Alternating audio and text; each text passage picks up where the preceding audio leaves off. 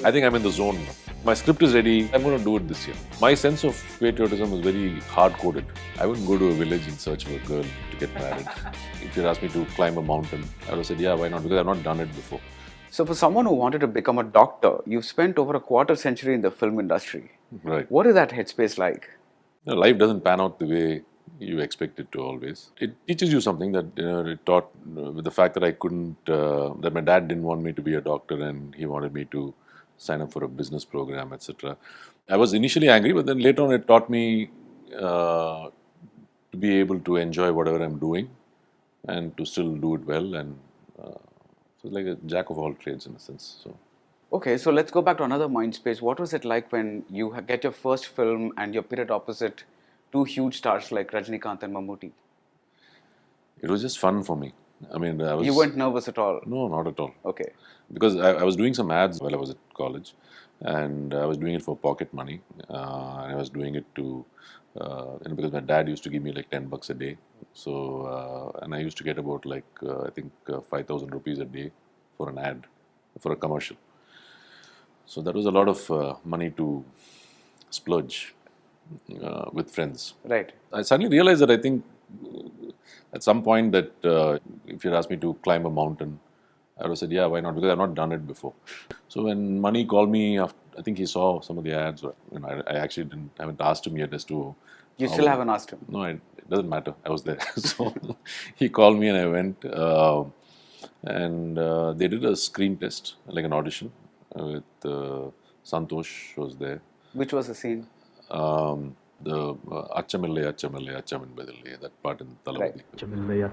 அச்சமில்லை இச்சகத்துள்ளோரெல்லாம் எதிர்த்து நின்ற போதிலும் அச்சமில்லை And then they said, yeah, we have to shoot in a couple of weeks.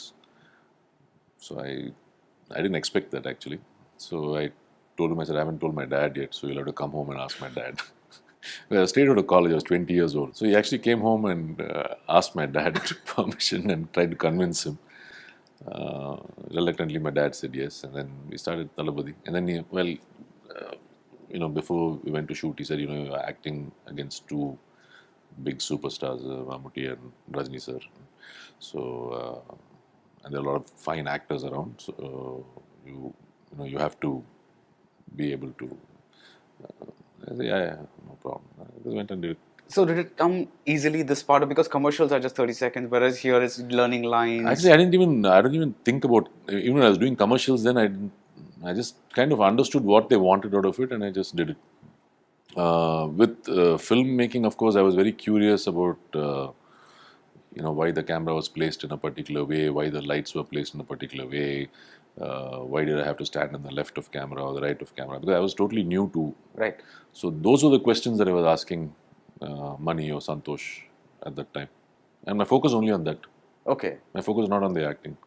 Now, all these years later, you're back with Mani Ratnam and Santosh Shivan for Chikachivandavanam. It's like one full circle's happened. Yeah. How is it being an actor again in the same setup? Oh, it's all different now because I think this is 28 years later almost. Right. Everybody's evolved as human beings and in their craft as well. I'm, to an extent, a lot more liberated as an actor. My focus is there. The rest of the craft is something that I've learned through my journey as an actor and things that you observed right. Through life. I started in 1990, but in between, after Roja, I was not here. I was in the US studying. Right. Then I came back and I did it for a few more years, and then I left the industry. So there are a lot of experiences outside the industry that is there. So it changes you as a person. In movies now, I pretty much contribute a lot more, I think, than I did before. Before I just do what I was asked to do. Today it's more participative. And I've also evolved as a person where I don't think if I have a good idea, I should keep quiet. Okay. So I keep voicing options, ideas all the time. And this wasn't something you did earlier? Not while the shoot was going on. Okay. For some reason, I thought, it's not my job. So when did that realization happen that you could contribute to your role or to the probably from Tani Orvan. Okay. Oh, just that recent? Yeah, because I mean, earlier I used to do something towards the end of my career, but I was not really interested. I was not comfortable Right. being an actor or being a star in the late 90s. Being an actor was okay, but being the star was a Right. problem. I was not ready for it. I was not prepared for it. I couldn't deal with it. I didn't deal with it well. I found it as something of, that was pressurizing me in some way, and found it very claustrophobic. So, which is why I quit. Cuddle just happened out of the blue. I wasn't even planning to make a comeback or anything like that. So when Mani called me and said, no, get it. Because in between I went through a spinal injury and I was almost, I was paralyzed and things. So I wasn't even thinking that, I'm going to come back into movies. He just called me out of the blue and said, you're okay now, just get ready. I said, I'm not okay. He said, no, you are, but I'll give you 2 months, get ready. So because I had a layoff prior to Cuddle, I didn't even think of making a lot of suggestions or this or that. It's only in Tanivaran when Mohan Raja was open to, we started off with a thin line of how Siddhartha Vimanyu should be. And then we worked together quite a bit for a few months actually on it. I mean, he was kind enough to allow me to do that. When we saw the response and when I saw the thing, I realized that, it's exactly what you decide is what is being liked, what is being accepted. From the audience. From the audience. And that's what, some of the other options that you discarded were probably good decisions that you make. So then it builds up from there, right? I mean, I think now the directors expect me to participate also. So it's the other way around. Would you say your instincts are good in these things? Yeah. Okay. So I think I'm in the zone now. Okay. So is that why you're turning director? No, that's not why I'm turning director. You won't believe I've been telling Mani scripts since I was in my mid-20s. Right? All stupid stuff. But I've been telling him that. He always encouraged me to say, you should. But I thought this is the right time because one, I've done 4 films last year, which will start releasing from this year. Yeah. And I'm doing Mani's film now, which will be the 5th. I have one more commitment, which is a bilingual in Tamil and another language. So I'll finish that. And then there'll be 6 films for release. Why burden the audience with more? So let me, this is the best time for me to also, my script is ready. Did you write it? Yeah, I wrote it. And I had 2 options. I had to make a choice. So I made a choice on one script that I've written. Can you say anything about it? I'll talk about it soon. As soon as I crystallize a few things about it. Okay. But I'm going to do it this year. So what about the newer generation of directors that you're working with today? Apart from the fact that they're very young, is there something else that sets them apart from the directors that you worked with during the early phase of your career? No, it's just the next generation. We all evolve along with what we see. So your sense of, the visuals and what goes with it. I'm talking about the sound or the way it's edited or everything, kind of changes. So these guys have grown up with that. So they're very clear about, like with Karthik, I think he's brilliant. He's got a clarity about what he wants to shoot and how he wants to shoot, as much as any of these great people that I've worked with. And I think he's probably one of the most interesting screenplay writers I've met. The way he has mastery over his own story and the way he's able to juxtapose certain things and to make it more interesting as a script, I think it's brilliant. I think if he can be protected in some way, then he has a lot of great things to do.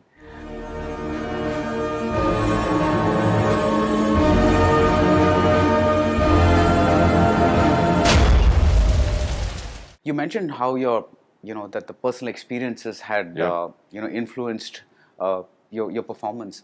Now, between Roja and Bombay, your parents passed away, and you said at that time that you looked much older in Bombay than you did in Roja, though the movies are just a few years apart. You said you looked almost 10 years older. Right. Now, in your newer parts, there's a darkness and an edge to you that one didn't quite see earlier. Part of this is, of course, the fact that these parts are villainous parts, and there's a certain aspect of you that probably was not there.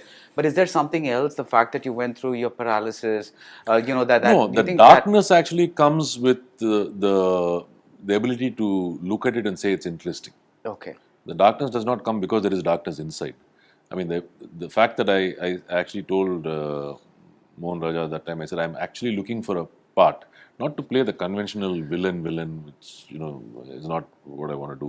I said I want to play an unapologetic negative person. Right.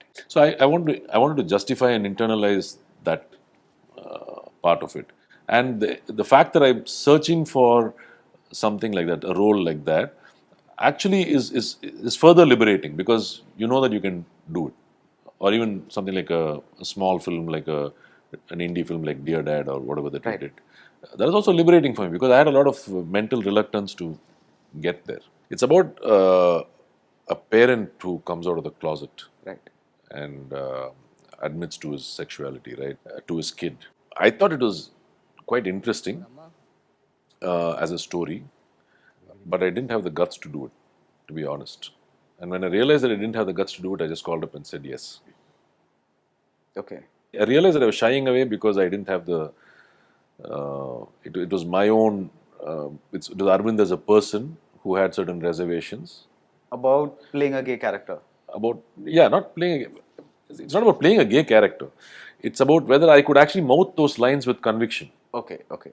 Because I've never gone into the alternate sexuality part. Alternate means, to me, I'm saying, Right. within my sexuality, I'm supposed to look at the other person and say, I love you and I'll miss you. Is it easy for me to do the same thing that is not my sexuality? Like, I'm talking about my sexual preference as me as a person, right? So in fact, I actually, at some point, I think it was in Chicago or something like that, and they were saying, are you doing it or not, kind of a thing. I think I called Money at that time. I said, I just have a very strange mind space that I'm in at this point in time. So he said, no, why should you? I mean, he also said, you should do it and experiment. So then my challenge is to find a convincing way to say those lines. Right. Right? Not that I have to feel it, or not, it's not that, but I don't even know how to fake it. It was that part of it which was difficult for me. So how did it happen? I mean, on sets where you No. take Once some- I still remember that scene. We did it in the first take. It was a long take. We did it in one. I mean, everybody really liked the first take. It was quite draining for me, but there's an emotional thing where he talks to his father, who's I think who's got Alzheimer's or something, and he's like just talking to him, and as a part of the confession thing. So once I said yes, then I figured out ways to do it.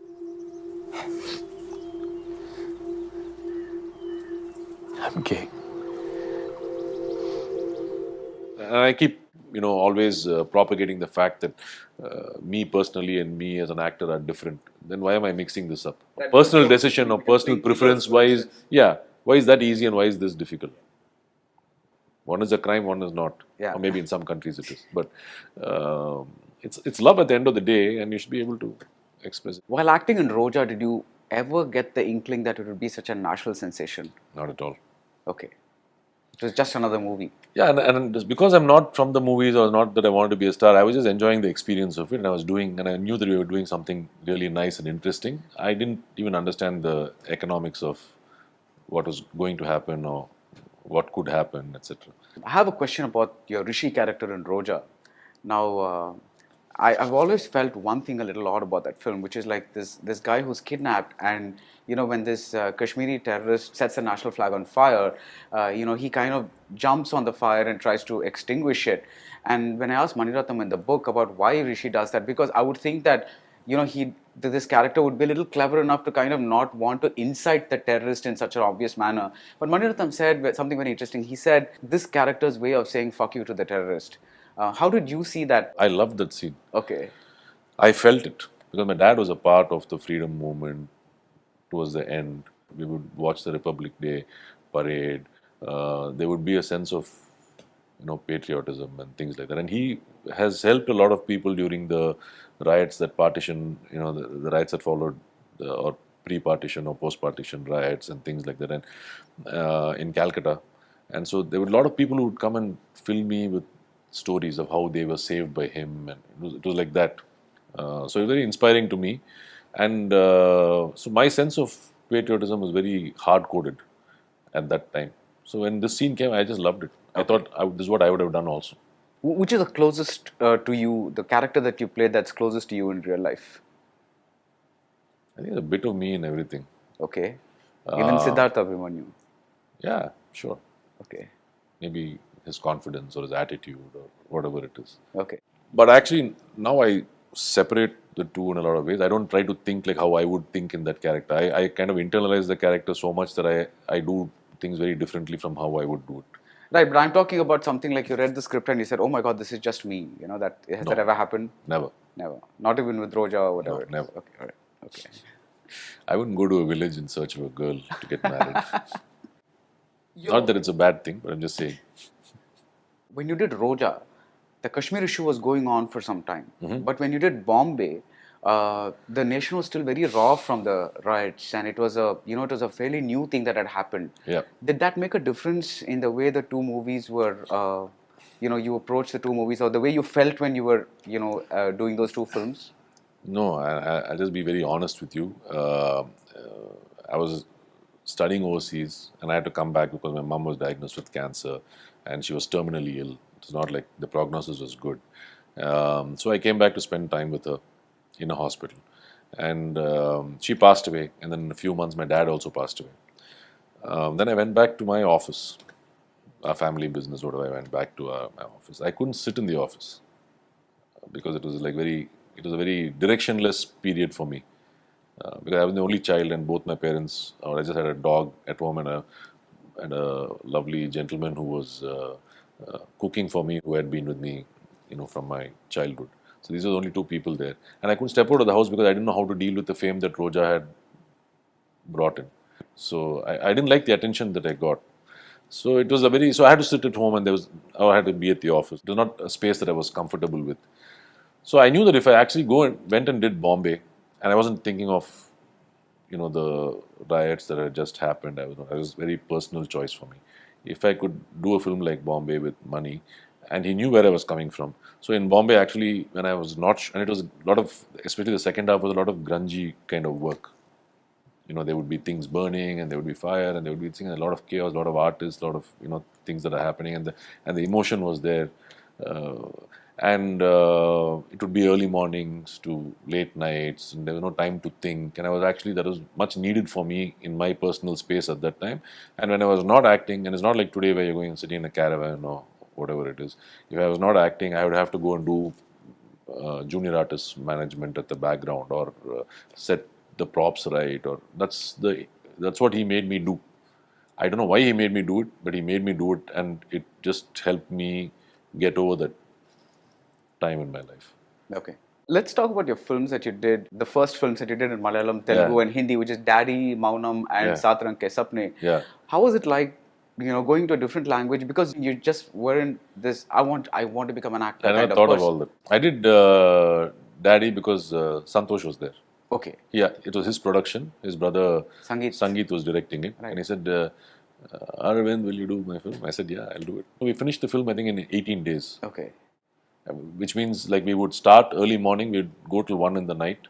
I never shied away from that. I always thought, because in Talabadi it was like that. When we started, money was at his craziest at that time, in terms of work timings, I'm saying.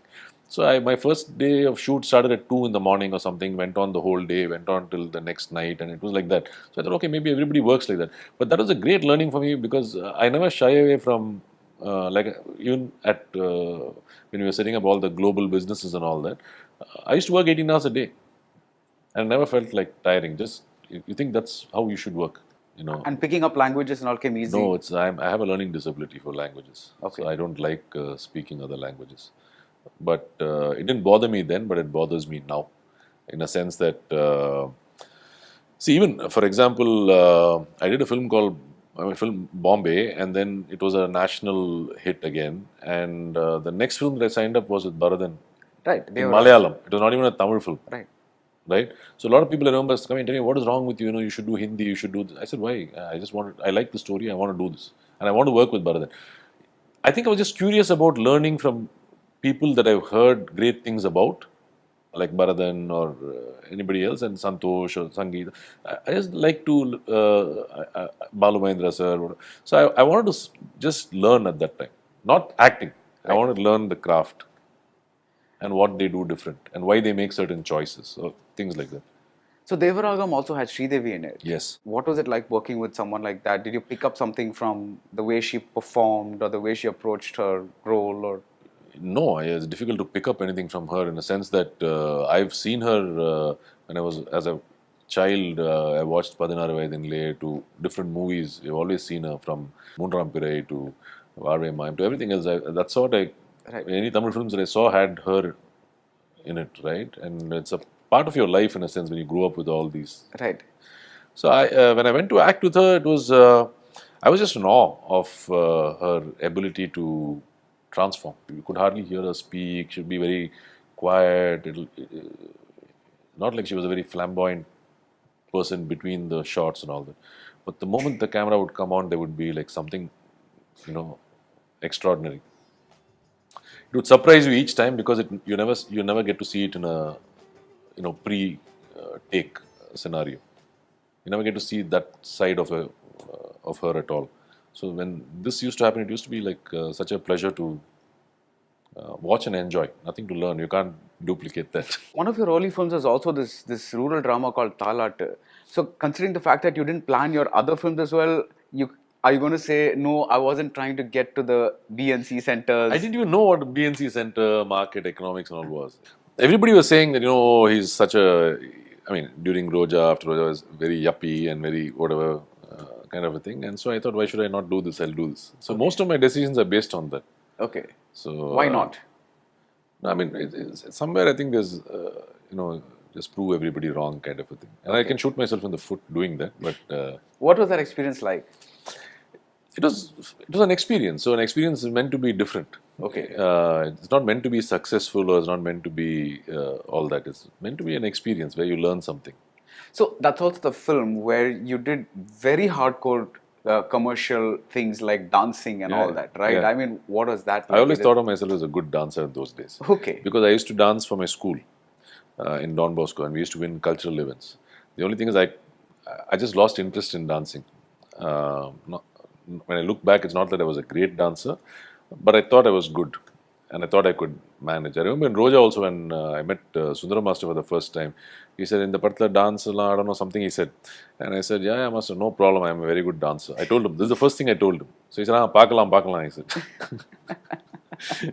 And of course, when the music goes on and they're saying 1, 2, 3, 4, I'm not used to all that, right? So this dancing was very different from the dancing that I was used to. I remember something that Sujata said. When he looked at you, it was like you were even dancing like a computer engineer. So, yeah, that part you did it, I mean, I kind of deliberately. Okay. That he was actually uncomfortable in that dhoti and he was doing that. So that went with the character. I'm not trying to show off that I could dance or I couldn't dance. Right. But then you had Kuchi Kuchi Rakama and all that, which had a fair bit of dancing.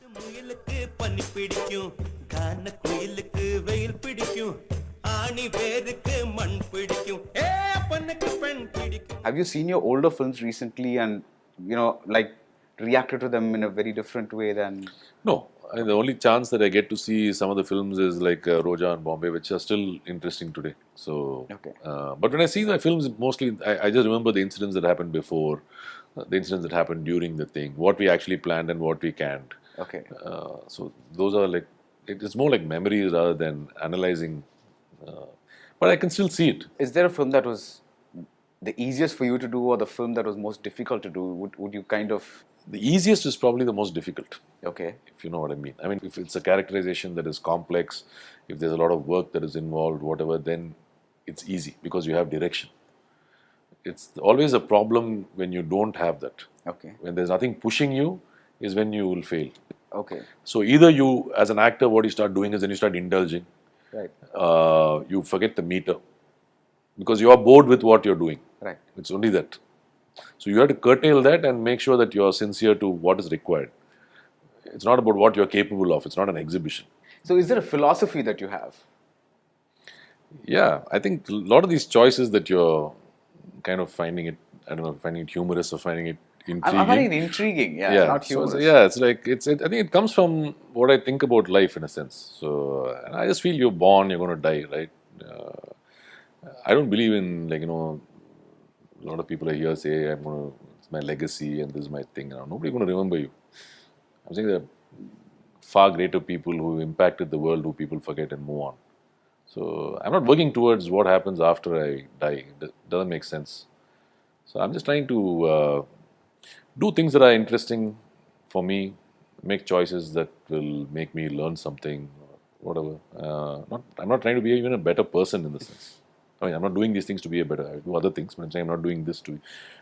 I'm just doing this to learn as much as I can. What I'll do with it later, I don't know. But something that I don't know that I'm more curious about.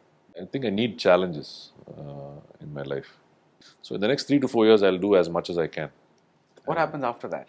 I'll decide after 4 years. So this is a question I like to ask actors about name of your filmmakers that you worked with and something that you've either learned from them or an experience of working with them. But begin with Mani Ratnam. I mean, I can talk about technicalities and what I learned from him and all, but that's apart from that. I think what sets him apart from the other people that I worked with is his focus and his, in a positive way, his selfishness to get his project the way he wants it. I think that's that passion is incredible. I've not seen it in other people. What about Balu Mahendra, with whom you did Marubadiyum? I didn't spend too much time. Actually, it was a very short thing. I learned a lot of other things, like in terms of it was totally opposite to Mani's set at that time. Everything would be calm. Everything would be like there was no adrenaline kind of a thing. It was all like very bland, calm. He would be with it, and then he would allow me to see through the lens and see what shot he's doing. It was a different experience working with him. What about Mahendran? He's another legend that you worked with. We did for NFDC. I didn't take any money for it, though I was at my peak during that time, only because I wanted to work with Mahendran, sir. One of the films that I saw about, like, I think 6 times in the theatre, and I think twice or thrice with my mom, and she never used to watch Tamil films, was Johnny. Really, I don't know, for some reason. We just kept going for that film. And I'm saying from Mullum Malarum. I mean, everything that he had done, I think the dialogues for Tangapadakam also he had written. I think out of all the filmmakers in that generation, a few of those films really stood out for me. And I think he was a genius when he was working at that time. Did things differently, very minimal dialogues, and the dialogues would actually make sense. It was very economical. That's the right word. It wasn't a very... But Mani Ratnam's dialogues are also fairly minimal. How was this different from that minimalism? Mani Ratnam had his own style. Right. He would say, I mean, that would be dialogues in a particular structure and all that. But with Mani Ratnam, I'm saying it was not about style. It was about the economy. He really respected it as a visual medium, right? Right. So it would be, and his ability to write the dialogues were also great. So this appealed to me. So what we did in Tani Orvan, for example, is I tried to do that. Now when I think about it, I'm just making the connection now as we have coffee. I was just trying to make that connection. Because I didn't want to speak much. We had a lot of dialogues initially written for the character. So I told Mona, I said, so what do you want to communicate in this scene? This is what you want to communicate, right? So can I do it in a way which is economical? So Tani Orvan actually was very, very, very calculative in a lot of ways. The effect of what I do would impact the next scene or the scene. It's like that, not just about the characterization. I wanted the audience to be occupied by thinking, what is he thinking? I don't want to articulate what I'm going to do. Which is why the surprise element kept happening. There were twists and turns that you like, because in a lot of our discussion, he said, we should not explain what we're going to do. You know, we respect their intelligence to be able to understand, and by the time they understand, the next twist is starting. Right. And so that's why it became so interesting. Was it interesting to repeat the role in Dhruva because No. you're practically doing the same thing? No, I didn't want to do the film. Okay. I mean, I just didn't want to do it because, one, it was boring. Because in Tani Orvan, like I said, you know, we collaborated quite a lot in getting that character and what the choices that we make. We had a debate about smoking and drinking, and I said, I don't want to do that because it's like a crutch for a villain and a stereotype. I said, let this guy not do any of that. I'll make it convincing without all that kind of a thing. So thought went into every aspect, right? So that was the only film I was doing then also. in a sense. So my thought was, it was all there. So every bit was like sculpted. Even coming out and the eyebrow part, I said there's something else that I feel like doing, but I said I can't do that, so let me do this. So it was all impromptu. It was like there on the set we thought certain things. So everything was like, it came out beautifully. So to go back and do the same thing, and then when you see something like this, you don't want any changes, because the person who's remaking it is not going to make any changes, right? So and if I were to make changes, again, it would be like my indulgence. Just because I've seen it before does not mean it's not the most effective way to communicate, Yeah. right? I mean, just because I've seen it before, I shouldn't be bored with it and try and do something new and mess it up. So that is also that's why it become more difficult. Right. So I have to do the same thing, and I'm not used to, like, even if you see even in Mani's film that I'm doing now, I very difficult for me to do the same thing in every take. Also, I don't do it like that. It's just very fluid. The freedom goes away when you're doing remakes and all that. And I really suffered with the language. Okay. I'm being honest. I have a limitation. I cannot speak. Hindi is something that I learned from school. So for whatever reason, it comes. Because we did live sound in Dear Dad also. So I didn't, it was quite okay. But other languages it really burdens my mind. And you tend to overact because of that. You don't understand what you're communicating, right? So you start gesturing. Okay. I'm trying to communicate through my gestures and mumbling something which I don't understand. So suddenly you realize when you're looking at the monitor saying, why am I doing all this? So you say, can I do one more? And then you try and say it in Tamil or in a language that you can come, and then do it again. Finally, two more filmmakers, Rajiv Menon and Priyadarshan. With Rajiv, yeah, Minsara Kanavu. Right. Rajiv I know for a long time, even during the ad days and all that. So he's always like, it's like you just need to trigger Rajiv with a question, and then you will learn a lot of things, because he'll explain with a lot of conviction and passion about everything related to the topic that you mentioned. So it's all, being around Rajiv is always educational in that sense.